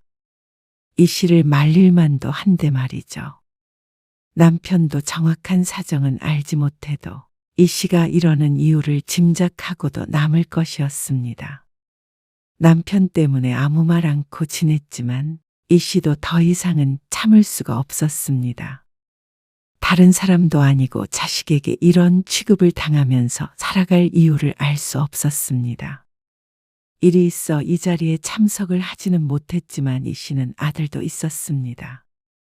자식은 하나라고 생각하고 살아가면 그만이었습니다. 그리고 그런 딸을 위해서 희생할 마음은 없었습니다. 딸에게 주었던 모든 것들은 이 씨 부부의 전부나 마찬가지였습니다. 무얼 주어도 아깝지 않았던 것은 딸이 이 씨 부부의 자식이었기 때문이었습니다. 하지만 내 딸이 아니라면 무엇을 주어도 아까웠습니다. 이 씨 부부는 곧장 자리를 떴습니다. 그중 아무도 이 씨를 붙잡지 못했습니다. 그리고 며칠 뒤에 이 씨의 통장에 4,500만 원이 찍혔습니다. 사위의 이름으로 보내온 돈이었습니다. 이 씨는 이것이 딸과의 마지막이라고 생각했습니다. 남편은 그 돈을 꼭 받아야 했냐고 말했지만 이 씨의 생각은 달랐습니다. 이 씨 부부에게는 무척 큰 돈이었고 딸에게는 의미가 전혀 없는 돈이었습니다. 죽어도 부모 대접을 못 받을 바에는 안 주는 게 나았습니다. 그 뒤로 딸에게서는 연락이 오지 않았습니다. 당장 손주를 돌보는 것을 어떻게 하는지 이 씨는 궁금해하지 않았습니다. 아이 하나 스스로 못 보지는 않을 것이었습니다. 애가 어느 정도 크기도 했고 말이죠. 지나간 시간들을 되돌릴 수만 있다면 아이를 봐줬던 시간들도 없던 일로 하고 싶었습니다. 고마워할 줄 모르는 딸에게는 과분한 일이었습니다. 그리고 반년쯤 지났을 때 아들 내외는 이사를 했고 동시에 임신 소식을 전했습니다. 딸 때문에 울적했던 나날의 모처럼 기쁜 일이 생긴 것이었죠. 이 씨는 정말로 자식이 아들밖에 없는 것처럼 지냈습니다. 그러던 어느 날 딸에게서 갑작스러운 연락이 왔습니다. 오빠 애 봐주면서 지내는 거야? 아들네는 며느리가 일을 쉬고 아이를 보고 있었습니다. 하지만 이 씨는 딸에게 대답을 들려주지 않았습니다. 잠자코 듣고만 있자 딸이 한숨을 쉬며 말했습니다. 김서방이 줬던 돈은 돌려줘. 앞으로는 엄마 아빠 서운하게 안 할 테니까. 무슨 심경의 변화가 온 것인지는 몰랐습니다. 하지만 이 씨가 돌려줄 수 있는 대답은 한 가지였습니다. 나는 너 같은 딸 둔 적 없으니까 이만 끊자. 엄마, 정말 이럴 거야? 나를 친정도 없는 여자로 만들 거냐고. 친정이 필요 없는 사람은 너였잖아. 부자, 시부모 밑에서 잘 지내. 엄마, 나도 그날 엄마가 나 망신 줬던 거 잊고 잘 지내보려고 하잖아. 그러면 엄마도 못 이기는 척하고 받아주면 안 돼? 평생 그러고 살았던 걸로 충분해. 끊자. 이 씨는 그러고 나서 휴대폰 번호를 바꿔버렸습니다. 딸이 연락을 취하려면 다른 방법도 있겠지만 적어도 이 씨에게 직접 전화를 걸지는 못하겠죠. 이 씨는 딸과 통화를 하고 난 뒤에 오히려 후련한 기분이 들었습니다. 울며 빌지 않아줘서 감사했습니다. 그랬다면 또다시 어리석은 선택을 했을지도 몰랐으니 말이죠. 이 씨 부부는 그날 이후로 딸을 잊고 살기로 했습니다. 열심히 살아온 스스로가 창피하지 않았습니다. 그리고 딸이 없으니 누구도 그렇게 여기지 않았죠.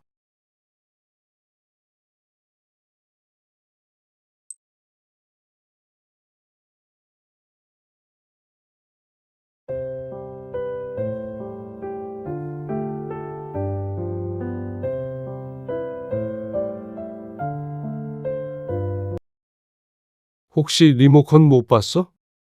여기 팔걸이 위에 올려놨는데. 아, 리모컨 저한테 있어요. 근데 지금은 TV를 안 보셨으면 해요. 뭐? 왜? 정민이 집에 있을 시간이니까요. 이번 주에 학원에서 월말 평가 있거든요. 리모컨은 왜 가져갔어? 아버님 모르고 아무 때나 TV 보실까 봐요. 거실 리모컨은 앞으로 제가 보관할게요. 뭐? 아니, TV 소리보다 지금 말소리가 더 크겠다. 크게 듣지도 않는데 왜 그러는 거야? 정민이가 소리에 민감하단 말이에요. 이리 줘. 이 정도 소리에 공부 못하면 차라리 귀마개를 하라고 그래. 아버님, 어? 이리 못 줘. 오늘 이야기 속 주인공은 68세 공만석 씨입니다. 그리고 그의 아들과 며느리에 관한 이야기이죠. 공 씨는 이럴 줄 알았더라면 결코 아들 내외와 함께 살지 않았을 것입니다. 아들 며느리가 어떤 상황에 있던지 간에 외면했을 것이었죠. 집에 들어올 때는 온갖 가머니설로 꼬드기더니 같이 살게 되자 집주인 행세를 할 줄은 몰랐습니다. 손자 공부에 방해된다며 숨조차 마음대로 쉬지 못할 지경이었습니다. 하루의 마무리를 9시 뉴스로 하는 공 씨는 생활 패턴에 큰 변화가 생겼습니다. 급기야 TV 리모컨까지 가져가며 이래라 저래라 하는 며느리. 내 집에서 TV 하나 마음대로 못 보는 게 말이나 되나 싶었습니다. 그런데 아들 며느리의 말도 안 되는 통제는 도를 지나쳐갔습니다. 공 씨도 이런 식으로는 한 달이고 두 달이고 더 살 수가 없었습니다. 혼자 살던 때가 그리웠습니다. 아들 며느리와 합가한 뒤로는 하루도 마음이 편했던 적이 없었습니다. 공 씨는 은퇴 후에 작은 편의점을 운영하며 혼자 살고 있었습니다. 아내는 2년 전에 세상을 떠났죠. 이제 겨우 혼자 된 삶에 익숙해졌습니다. 그리고 공 씨는 아들이 하나 있었습니다. 사는 곳이 멀었던 탓에 아들의 얼굴을 보는 것은 연중 행사나 다름없었습니다. 아내를 잃고 힘들었던 시기에조차 외로움을 혼자 견뎌야 했죠. 공 씨는 아침 일찍 출근해서 오후 7시에 퇴근을 했습니다. 그리고 야간 시간과 주말에는 알바생을 썼습니다. 그래도 아침부터 근무 시간이 길기 때문에 집에 오면 늘 녹초였습니다. 식사를 하고 싶고 소파에 앉으면 거진 9시였습니다. 공 씨의 하루는 늘 똑같았습니다. 드라마를 중간쯤 붙어보고 그러고 나서 9시 뉴스를 보고 방에 들어가 잠이 들었죠. 9시 뉴스가 시작하기를 기다리며 소파에 기대어 드라마를 보고 있었습니다. 그런데 공 씨의 휴대폰이 울렸습니다. 아들이었습니다. 명호, 네가 이 시간에 웬일이냐? 아직 안 주무셨어요? 내가 이 시간에 자나. 아, 다름이 아니고요. 내일 출근 안 하시죠? 주말이라 안 하지. 그러면 정민이 엄마랑 내일 좀 찾아뵐게요. 내일 오겠다고? 공 씨는 자신의 생일이라도 되나 싶어서 날짜를 세어보았습니다. 하지만 생일이 되려면 아직 한참 남았습니다. 뜬금없는 방문 예고에 공 씨가 의아해하자 아들이 말했습니다. 뭐, 상의할 게 있어서요. 그래. 그러면 내일 봐. 고개를 갸웃거리며 전화를 끊었습니다. 무슨 일이 됐건 간에 오랜만에 아들 얼굴을 본다는 것은 좋았죠. 공 씨는 다시 TV로 눈을 돌렸습니다. 커다란 TV에 뉴스 화면이 떴습니다. 그리고 뉴스가 끝나자 공 씨는 스트레칭을 한번 하고 욕실로 들어갔습니다. 양치질을 하고 자리에 눕자 여느 때와 똑같은 시간이었습니다. 그의 삶에는 일정한 습관이 있었고 그걸 지키는 것이 마음의 편안함을 가져왔습니다. 다음 날 오전 일찍 일어나서 집안일을 하는데 초인종 소리가 들렸습니다. 아들이 며느리와 함께 방문했죠. 정민이는 안 왔어? 손자가 보이지 않길래 물었더니 아들이 대꾸했습니다. 정민이는 학원 갔죠. 주말에도 학원을 가? 주말 특강 있죠. 거실 테이블에 차를 내오자 며느리가 먼저 입을 열었습니다. 다름이 아니고요. 아버님. 정민이 아빠가 이쪽으로 발령이 났어요. 이쪽? 우리 집 근처로 말이야. 아주 근처는 아닌데요. 왔다 갔다 할 수 있을 만한 거리예요. 그래? 그럼 명호만 오는 거야? 그건 좀 힘들죠. 가족끼리 떨어져 있는 것도 그렇고요. 그러면 다 같이 온다고? 제가 좀 알아보니까요. 정민이 진학은 이쪽이 더 나을 것 같더라고요. 공 씨는 며느리의 말을 듣고 그러려니 했습니다. 다 같이 가까운 곳으로 이사 오나 보다 생각했죠. 그런데 그것이 용건의 전부가 아니었습니다.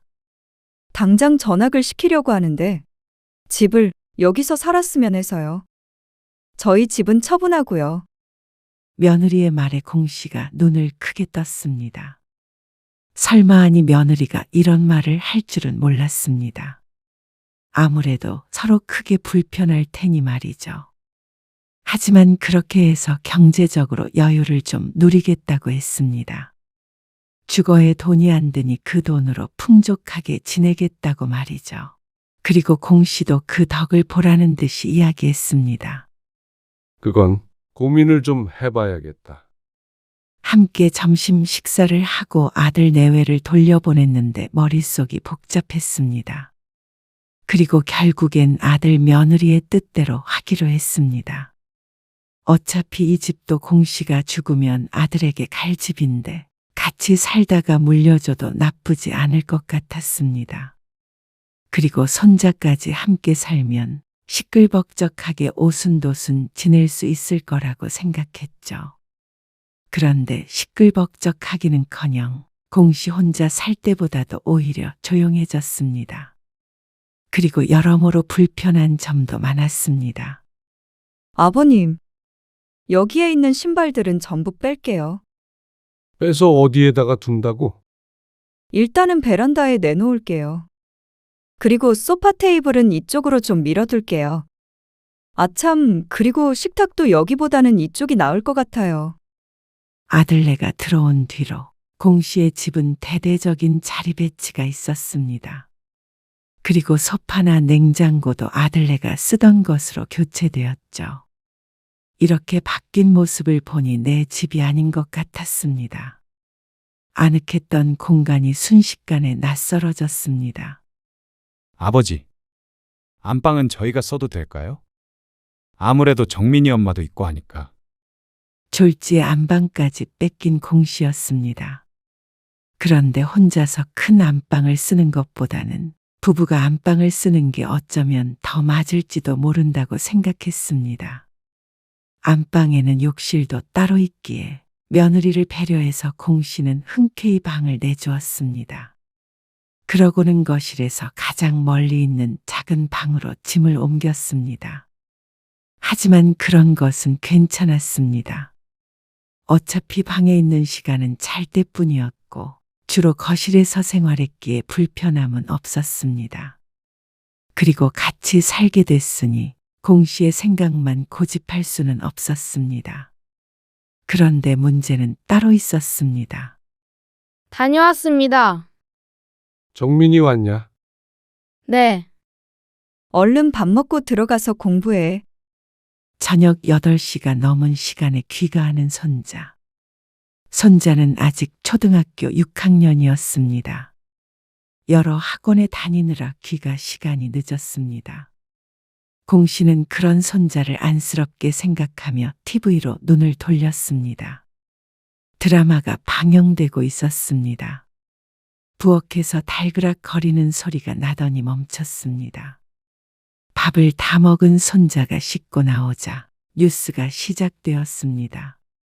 얼른 들어가서 공부해. 네. 그렇게 10분 정도가 지났을까. 며느리가 다가와서 말했습니다. 아버님, TV 소리 좀 줄일게요. 며느리는 공 씨의 대답을 듣기도 전에 소파 팔걸이에 놓여있던 리모컨을 집어들고 음량을 줄였습니다. 그런데 너무 줄인 나머지 뉴스에서 뭐라고 하는지 잘 들리지가 않았습니다. 이러면 아무것도 안 들리지. 공 씨가 음량을 2칸 올리자 그제서야 내용이 귀에 들렸습니다. 그런데 며느리가 한숨을 쉬며 맞받아쳤습니다. 자막도 다 나오잖아요. 아니, 아무리 그래도 소리는 들려야지. 정민이 공부하는데 방해돼서 그래요.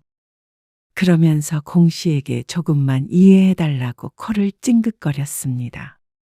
작은 방이 거실과 가깝기는 해도 TV 소리가 들릴 것 같지는 않았습니다.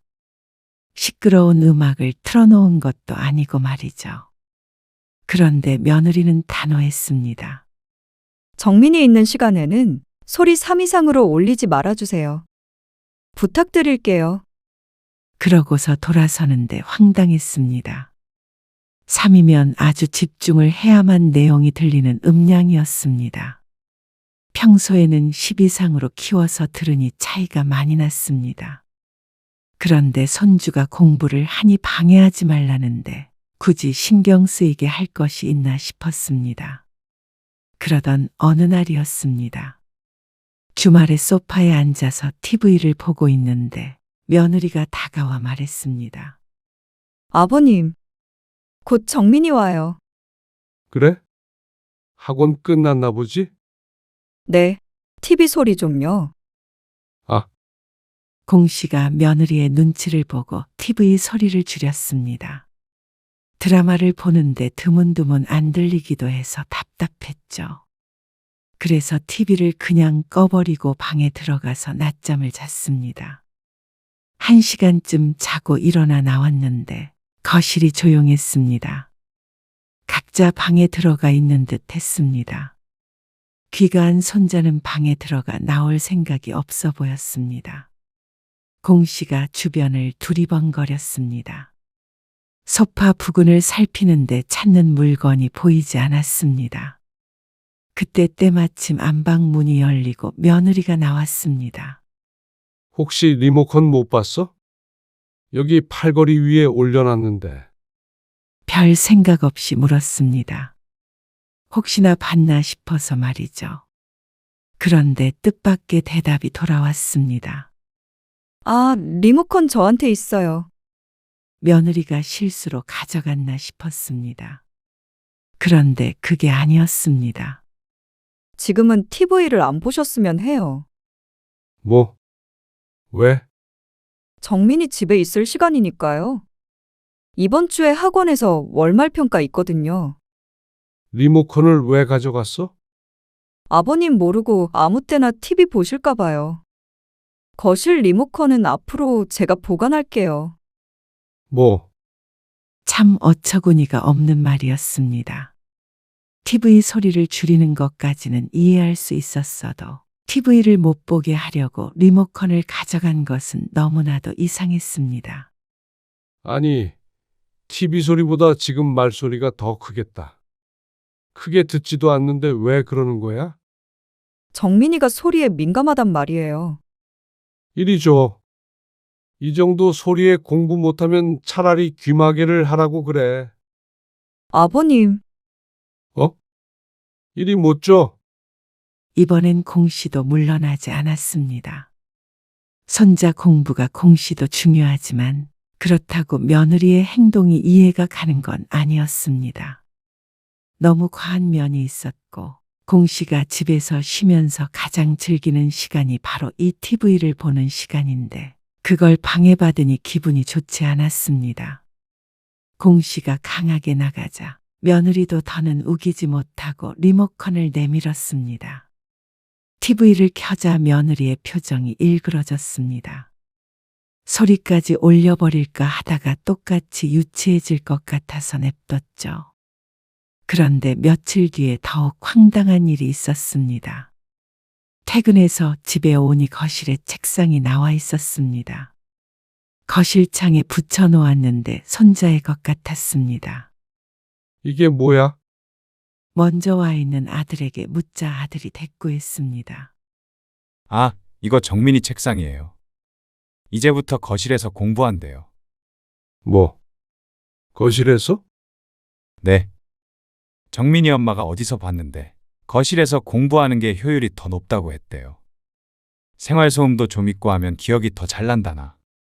하지만 그 소리를 들으니 며느리가 자신을 골탕 먹이려고 이런 짓을 벌인 것인가 생각이 되었습니다. 뜻대로 하지 않으니 화가 나서 말이죠. 하지만 그렇다고 보기엔 손자의 공부를 중요하게 생각하는 며느리가 괜히 거실에서 공부하도록 하진 않았을 거라고 여겼습니다. 그날 공씨와 손자가 동시에 각자 자리에 앉았습니다. 손자는 거실 책상 앞에, 그리고 공씨는 소파에 말이죠. 그런데 그 모습을 보고 며느리가 기가 막힌다는 듯 물었습니다. 아버님, 뭐 하세요? 9시 뉴스 보려고 그런다. 정민이 공부하는 시간이에요.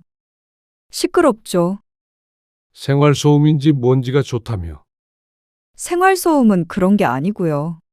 사람 지나가는 소리나 물소리, 뭐 이런 거죠. TV 소리는 과해요. 앞으로 9시부터는 TV 시청 금지예요. 정민이 아빠도 마찬가지고요. 공씨에게 과한 것은 며느리였습니다. TV도 못 보게 할 거였으면 거실로 책상을 옮길 때 적어도 한 번쯤은 공씨와 상의를 해야 했던 것 아닌가 싶었습니다. 일방적인 통보에 말문이 막혔습니다. 보통 8시 반쯤부터 TV를 보는데 9시부터 시청 금지라면 공시 보고 TV를 아예 보지 말라는 것과 같았습니다. 그런데 아들이 그 옆에서 며느리를 거들었습니다. 그래요, 아버지. TV 보는 옆에서 애가 집중이 되겠어요? 저도 안 볼게요. 아니, 그러면 뉴스를 어떻게 보라는 거야? 그리고 너는 원래 TV를 안 보잖아. 에이, 뉴스는 8시에도 하는데 뭘 그러세요? 하지만 공씨도 공씨만의 생활 습관이 있었습니다. 그걸 완전히 무시하는 행동이었습니다. 아침 일찍 출근하시니까 일찍 주무세요. 그걸 왜 너희 마음대로 정해? 정민이 때문에 그런 거니까 조금만 이해해 주세요. 이제는 손자의 이름만 들어도 경기를 일으킬 것 같았습니다. 그놈의 정민이. 초등학생 아이를 아주 잡는 것 같았습니다. 거기에 말이라도 보태면 자신의 양육 방식이 있네 어쨌네 해가며 한참을 설교하는 며느리. 같이 살면 살수록 공씨는 며느리에게 질려갔습니다. 그러면 정민이 오면 거실에서 아무것도 하지 말라는 소리야. 아무것도 하지 마시라는 게 아니고요. TV는 좀 그렇다는 거죠. 그럴 거면 책상을 방 안에다 두는 게 맞지 않아? 거실이 혼자 쓰는 공간도 아니고 말이야. 이렇게 해야 공부 잘하고 있는지 제가 보기도 하고 그러죠. 요새는 이렇게 하는 집도 많아요. 전교 1등 공부법이래요. 방에서 공부하면 전교 1등 못한다 그래. 에이, 아버지. 정민이 위해서인데 TV 하나 포기 못하세요? 공 씨는 같이 살면서 아들네와 서로 맞춰가야 한다는 건 각오를 했었습니다. 하지만 이렇게까지 공 씨의 공간에서 공 씨를 밀어낼 줄은 몰랐습니다. 막무가내로 거실을 아이의 공부방처럼 만들어버리겠다는 말에 화가 안 날 수가 없었죠. 그럼 내 집에서 내 맘대로 TV도 보지 말라는 거야? 내 집이라고 하시면 저희 서운하죠. 방 안에 TV 넣어드린다니까요. 공 씨는 좁은 방 안에서 TV를 보고 싶진 않았습니다. 소파도 없었고 말이죠. 그런데 한마디 더 하려던 찰나에 손자와 눈이 마주쳤습니다. 연필을 들고 어떻게 해야 할지 몰라 당황한 눈치였습니다. 손자를 앉혀놓고 그 앞에서 실랑이를 하고 있으니 눈치가 보일 수밖에요. 공 씨는 하려던 말을 삼켰습니다. 뱃속에서 올라오는 화를 눌러 삼켰죠. 일단은 나중에 다시 얘기하자. 공 씨는 아들네를 남겨두고 먼저 방으로 들어와 버렸습니다. 뉴스고 뭐고 제대로 보지도 못하고 하루를 마무리해야 했습니다. 다음 날 아침부터 공 씨와 아들 내외는 대면대면했습니다. 아들은 공 씨의 눈치를 보고 있는 것 같지만 며느리는 어쩐지 결연한 의지가 느껴졌죠. 자신의 뜻을 굽히지 않을 것 같았습니다. 그런데 그날 저녁, 퇴근해서 아들 내외와 대화를 나누려는데 가장 먼저 반기는 것은 웬 박스였습니다. 아버님 방에 TV 놔드린다고 했죠? 이따가 정민이 아빠 오면 설치해달라고 하려고요. 내 방에 TV를? 네. 이제 방에서 마음껏 보세요. 이제는 방에 들어가서 나오지 말라는 소리로 들렸습니다. 그리고 이런 것조차도 제대로 된 상의 없이 독단적으로 진행하는 것에 불만이 컸습니다. 공 씨는 한참 동안 박스를 내려다보았습니다. 공 씨는 꼭 뉴스 내용이 궁금해서 이렇게까지 하는 것이 아니었습니다. 공 씨도 최소한 유지하고 싶은 삶이 있었습니다. 편의점이 보는 것처럼 그리 쉬운 일은 아니었습니다. 70이 다 된 나이에도 나가서 일을 하고 들어오는데 특히나 고된 날도 있었습니다. 그럴 때 소파에 기대어 조용히 TV를 보면 그것이 공 씨만의 힐링이었죠. 그걸 아예 못하게 만드니 공 씨도 답답했습니다.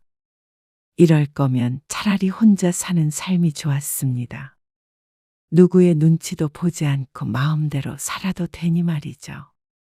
모든 것을 아들 며느리에게 맞춰야 하는 삶은 고달팠습니다. 하지만 공 씨는 아무 말 하지 않았습니다.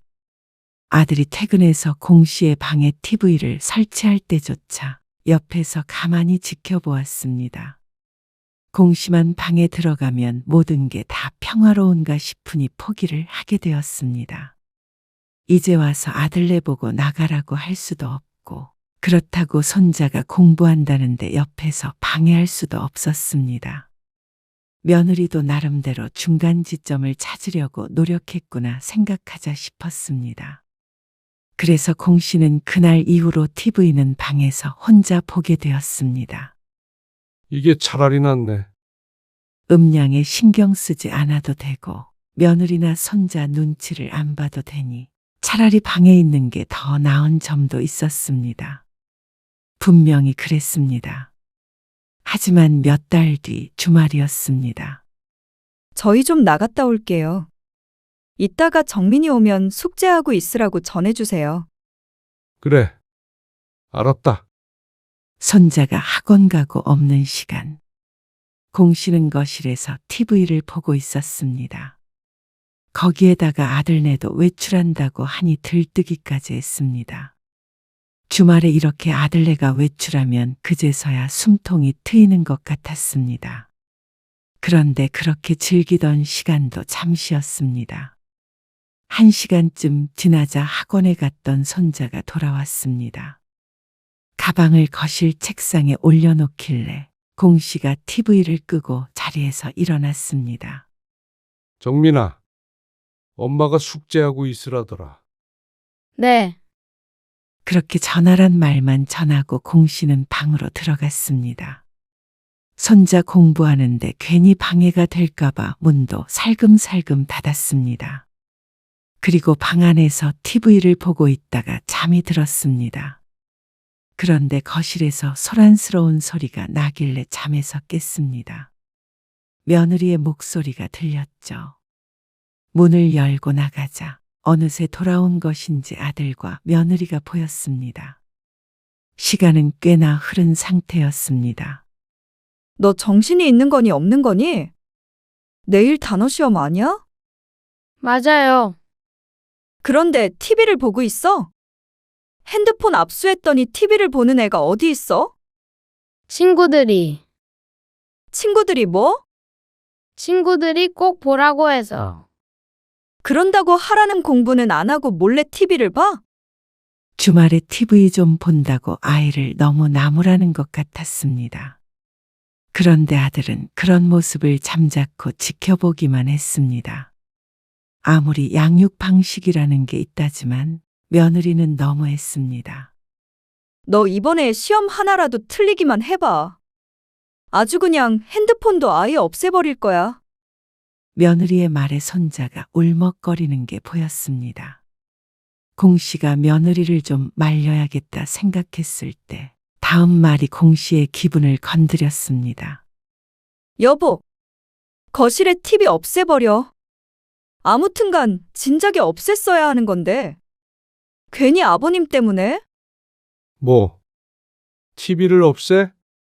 그제서야 며느리가 공씨를 돌아보았습니다. 멈출만도 하지만 며느리는 계속 씩씩거렸습니다.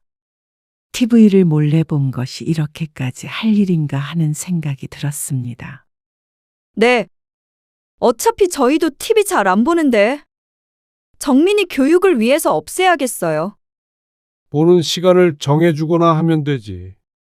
그래봤자 몰래 볼 수 있잖아요. 거실에 TV가 아예 없으면 어떡해? 나도 보는데. 그러자 며느리가 한숨을 쉬며 말했습니다. 꼭 공씨를 한심하게 생각하는 것 같았습니다. 아버님, 어차피 방에 TV 놓아드렸잖아요. 지금 아버님 TV 보는 게 중요해요? 애 미래가 달린 일인데. 그 말투에 공씨도 기분이 상했습니다. 내일 TV 없앨게요. 정말 뭐가 다 이렇게 맘대로야? 아버님, 내 집 거실에 있는 TV를 왜 마음대로 떼? 냅둬라. 방에서 보시면 되잖아요. 아, 거실에서 볼 거야. 어린애도 아니고 왜 이러세요? 정민이 교육 때문이라니까요? 자식 교육을 어떻게 하든지는 마음대로 해라. 나도 내 방식대로 생활할 테니까.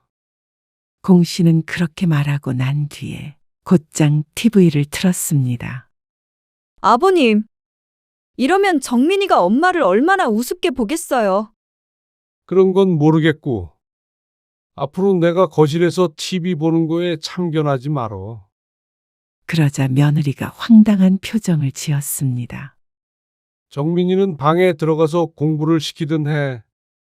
그거에 대해선 충분히 설명드렸잖아요. 거실은 다 같이 쓰는 공간인데 애 공부방으로 만든 것 자체가 이기적인 거 아니냐?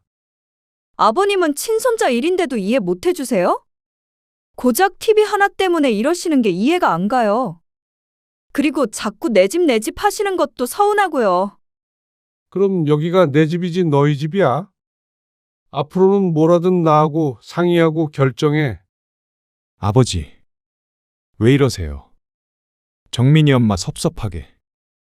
너는 네 처 섭섭한 것만 생각하고 애비는 신경도 안 쓰지? 왜 그런 말씀을 하세요? 앞으로는 나도 너희 배려 같은 거 안 하고 살 거야. 그리고 집에서 큰 소리 내지 말어. 공부가 어쩌고 저쩌고 하더니 지들이 제일 시끄러워. 공 씨가 TV 음량을 높이며 말했습니다. 애도 일찍 재워라. 그런다고 공부를 잘하냐? 키도 안 크겠다. 며느리가 기가 막히다는 듯이 헛웃음을 흘렸습니다. 공 씨는 못 들은 척하고 TV에 집중했습니다.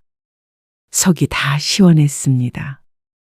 진작에 이럴 걸 그랬다는 생각이 들었습니다. 배려를 해주면 그게 배려인 줄도 모르는 아들 내외가 괘씸했습니다. 그런 자식에게 공 씨도 굳이 희생을 할 필요를 못 느꼈죠. 그렇게 다음 날이 되어 출근을 했는데 발걸음이 가벼웠습니다. 오늘부터는 누가 뭐라고 그래도 공 씨의 일상을 되찾을 생각이었습니다. 그런데 퇴근하고 보이는 광경에 할 말을 잃었습니다. 거실에 TV가 걸려있던 자리가 휑했습니다. 턱이 빠질 듯한 공 씨를 보고는 며느리가 새침하게 말했습니다. 어제 말씀드린 대로 TV는 떼버렸어요. 이해하시죠? 공 씨는 아무런 대꾸를 하지 못했습니다. 어쩜 이런 경우가 다 있나 싶었습니다. 공 씨가 어떤 반응도 보이지 않자 며느리는 공 씨가 상황을 받아들였다고 생각하는 듯 했습니다. 뜻대로 된 것 같아서 뿌듯한 표정까지 지었습니다. 하지만 공 씨는 다른 생각을 하고 있었습니다. 다음 날 공 씨는 출근을 하지 않았습니다. 할 일이 있었죠. 화장대는 어디로 옮길까요? 안방에 있는 건 전부 이 작은 방으로 옮겨주세요. 그리고 욕실에 있는 것도 옮겨주시고요. 공 씨는 손가락으로 물건들을 일일이 가리키며 말했습니다. 손가락이 가리키는 물건들은 전부 아들과 며느리의 것이었습니다. 전부 손주의 방으로 옮겨졌습니다. 그리고 공 씨의 물건들은 다시 안방 안으로 들어갔죠. 아들 며느리가 퇴근해서 집에 돌아왔을 때 한바탕 난리가 났습니다. 며느리는 거의 비명을 질렀습니다. 이게 다 무슨 일이에요? 너희 짐 다 빼놨으니까 가지고 나가라. 뭐라고요? 2번 말해야 알아듣는 거야. 갑자기 그게 무슨 말씀이세요? 나도 불편하고 너희도 불편하니까 우리는 같이 살 이유가 없는 것 같다. 아니, 갑자기 이러는 법이 어디 있어요? 내 집에 얹혀 사는 걸 허락한 거지. 너희 맘대로 주인 행세하라고 한 적 없어. 아버님, 아버지, 너희 가져가기 좋게 내가 여기에다가 다 넣어놨으니까 그대로 들고 나가기만 하면 돼. 아들 며느리는 충격을 받은 듯 했습니다. 집 다시 사서 가면 되잖냐? 너희도 나 때문에 괜히 불편했을 텐데. 아니, 집 한 돈이 그대로 있겠어요? 전세로 가야 한다고요. 그게 그대로 있든 없든 너희 사정이고. 이제 내 집에서 나가줘라. 정말 이러실 거예요? 이거는 저희뿐만이 아니라 정민이한테도 못할 짓 하고 계신 거예요. 정민이한테 못할 짓 하고 있는 게 누군지 좀 더 생각해 보는 게 좋겠다. 뭐라고요? 이제 나도 자식이고 뭐고 맘 편히 내 삶 좀 되찾아보자. 아들 며느리가 화가 난 듯 따졌지만 공 씨는 마음을 바꾸지 않았습니다. 아들 부부도 짐을 그대로 두고 생활할 수도 없었죠. 냉장고랑 소파랑 저희가 이사 올 때 들고 온 거 다시 들고 갈 거예요. 그러면 새 걸로 다시 사나? 내 거 버린 건 너희였으니까. 혹시나 들고 가기만 해봐라. 절도범으로 신고해 버릴 테니까. 아들은 어처구니 없어 했습니다. 하지만 공 씨는 눈 하나 깜빡하지 않았습니다. 아들은 분한 듯 보였습니다. 그러다가 또 하루 뒤에는 사과를 했습니다. 저희가 아버지 마음 상하게 했다면 죄송해요. 죄송해요. 아버님, 저는 다 잘해보려는 마음에 그런 거였어요. 저희 사정 아시잖아요. 집 한 돈으로 어딘가에 투자를 한 모양이었습니다. 그래서 전세도 대출을 많이 끼고 가는 듯 했죠. 하지만 공 씨는 더는 신경 쓰지 않기로 했습니다. 이런저런 사정 다 봐주다 보니 결국 이 모양 이 꼴이 되었습니다. 공 씨도 학습 능력이 있었습니다. 똑같은 일을 반복하고 싶은 생각은 없었습니다. 상황이 좋지 않다 뿐이지 막말로 깡통차고 거리에 나앉는 것이 아님을 알고 있었습니다. 그러니 공 씨도 죄책감 같은 건 갖지 않기로 했습니다. 저희 이렇게 나가면 다시는 안 와요. 아시죠? 그러니 마지막 기회를 준다는 듯이 말하는 아들. 그래. 이제 각자 잘 살자. 나도 무소식이 희소식이라고 생각하고 살 테니까. 고작 TV 하나로 이렇게 하신 거 후회하실 거예요. 고작 TV가 아니었습니다.